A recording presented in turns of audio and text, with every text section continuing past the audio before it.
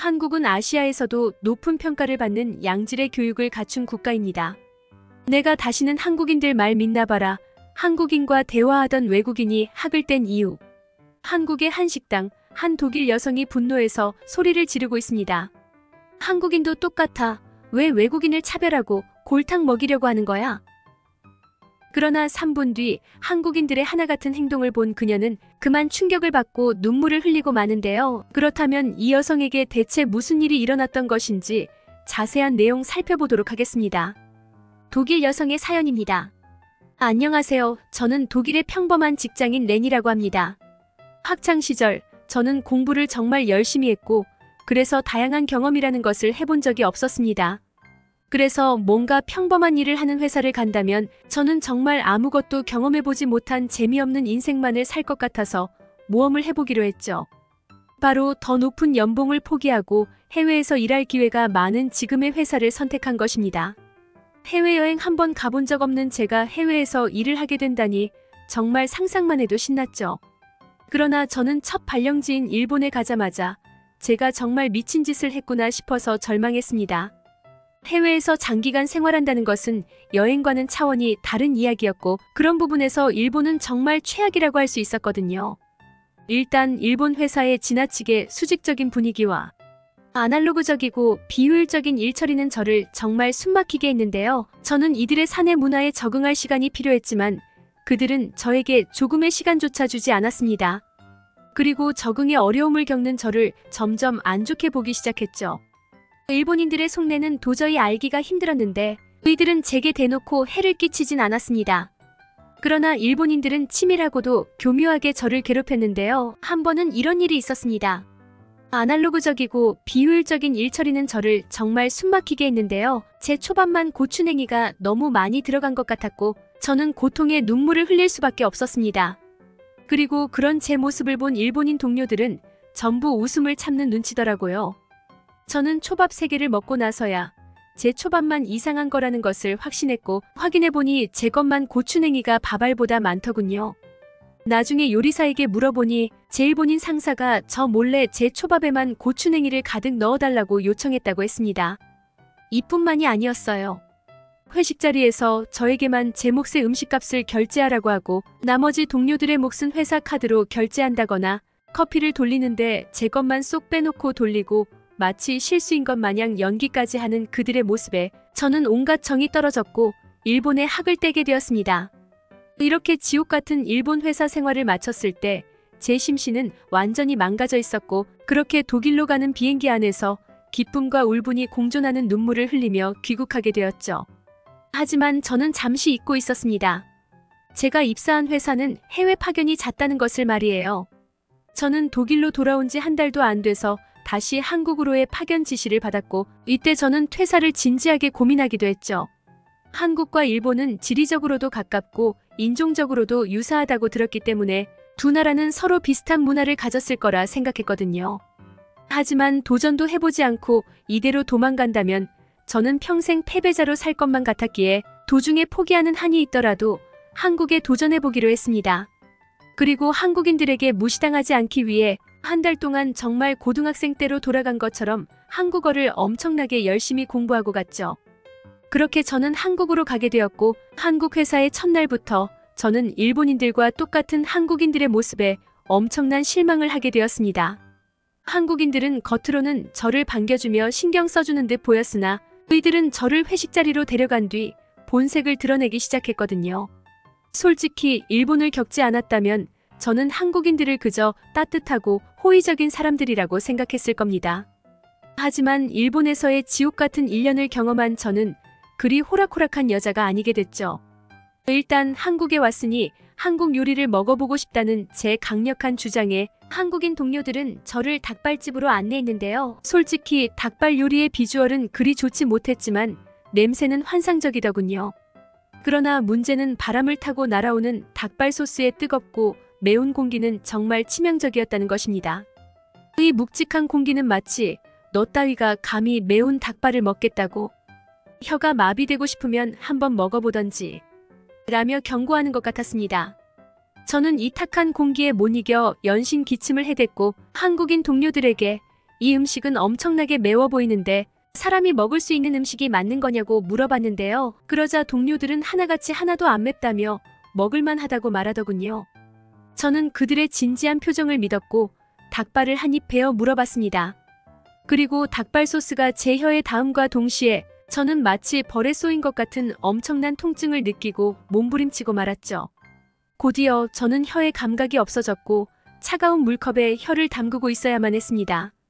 충격적이게도 한국인들은 일본인들과 마찬가지로 저의 이런 우스꽝스러운 모습을 보고 엄청나게 웃어대며 하나도 안 매운데 왜 오버하냐고 말하더군요. 물론 평소 같았으면 저도 웃어넘겼겠지만 일본을 겪은 뒤로 저는 인간에 대한 불신과 의심이 하늘을 찌르고 있었기에 한국인들이 저를 골탕 먹이기 위해 일부러 안 매운 척을 한 뒤 저를 속였다고 생각하게 되었습니다. 그래서 저는 한국도 일본과 똑같구나 하는 생각이 들었던 것입니다. 어쨌든 닭발은 굉장히 매웠지만 엄청나게 매력적인 음식이었고 그래서 매운 닭발을 물에 담가서 먹기 시작했습니다.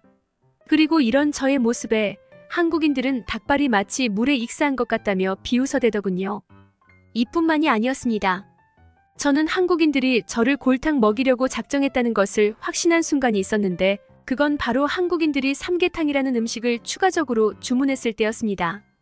한국인들은 저보고 한국 음식을 먹어보고 싶다고 말하지 않았냐며 제게 삼계탕을 권했는데요. 저는 삼계탕 먹는 법을 몰랐기에 그들에게 먼저 먹어보라고 권유했고 한국인들은 삼계탕 국물을 맛보더니 하나같이 시원하다고 말하더군요.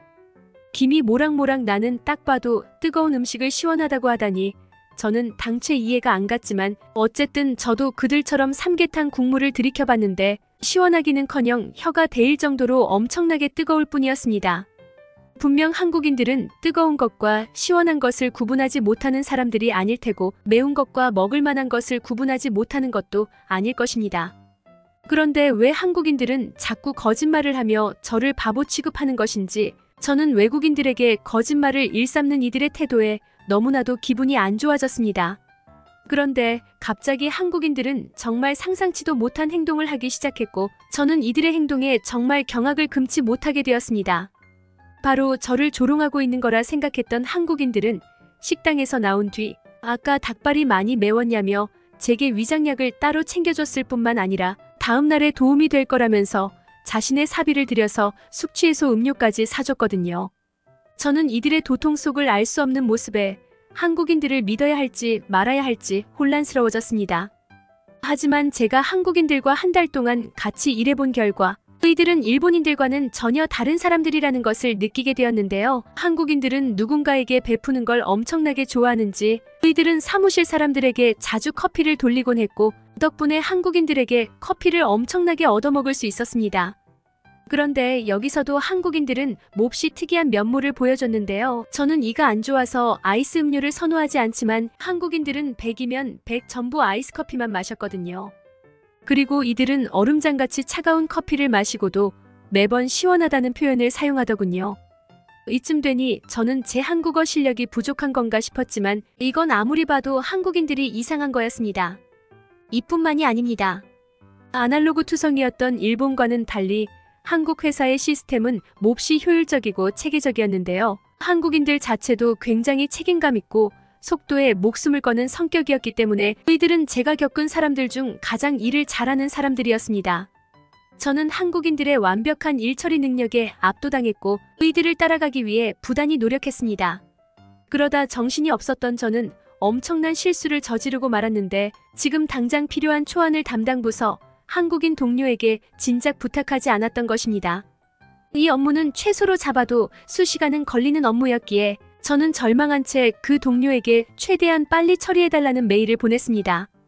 놀랍게도 한국인 동료는 1시간만 기다리라는 답장을 보내왔는데 이건 로봇이 와도 1시간 안에 끝내지 못할 만한 일이기에 저는 그가 거짓말을 하는 것으로 생각했죠. 그리고 그는 거짓말을 한 게 맞았습니다. 1시간만 기다리라던 그는 30분 만에 모든 일을 완벽하게 끝내버렸거든요. 저는 그가 일 처리를 대충 했나 싶었지만 확인해보니 정말 로봇이 한 것 마냥 완벽하게 일 처리를 했더군요. 심지어 이건 고지식할 정도로 완벽을 추구하는 독일인들보다 훨씬 완성도 있는 결과물이었죠.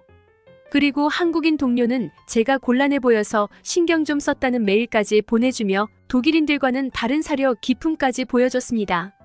한국인들은 전부 타고난 천재인지 이들은 매번 이렇게 빠르고 완벽한 일 처리를 보여줬고 저는 한국인들과 함께 일하면서 어떻게 한국이 이렇게 빠르게 발전할 수 있었는지 100% 이해할 수 있었습니다. 이 외에도 한국인들은 외국인인 제게 기꺼이 친구가 되어주었고 스스럼 없이 대해줬습니다. 물론 한국인들은 여전히 헷갈리는 표현을 사용하며 저를 혼란에 빠뜨리곤 했지만 그들은 언제 어디서나 저를 먼저 생각해줬고 외국에서 홀로 떠나와서 한국의 모든 게 낯설고 서툰 제게 더 잘해주면 잘해줬지 절대로 차별하지 않았습니다. 저는 일본에서의 끔찍했던 경험 때문에 이렇게나 착한 사람들을 의심하는 크나큰 실수를 저질렀던 것이죠. 16세상에서 가장 따뜻한 사람들을 말이에요. 여전히 한국인들과 일본인들의 말은 도저히 믿지 못하는 것은 맞습니다. 한국인들은 긍정적인 의미에서, 일본인들은 부정적인 의미에서 말이죠. 이 외국인의 글은 여기까지입니다. 한국에서 독특한 경험을 했던 외국인의 사연이었습니다. 교육을 발전의 뿌리로 여기며 교육 발전에 투자하는데 중점을 두는 국가 중 하나이기도 합니다. 따라서 한국은 많은 유학생을 유치하여 생활하고 공부하고 있습니다.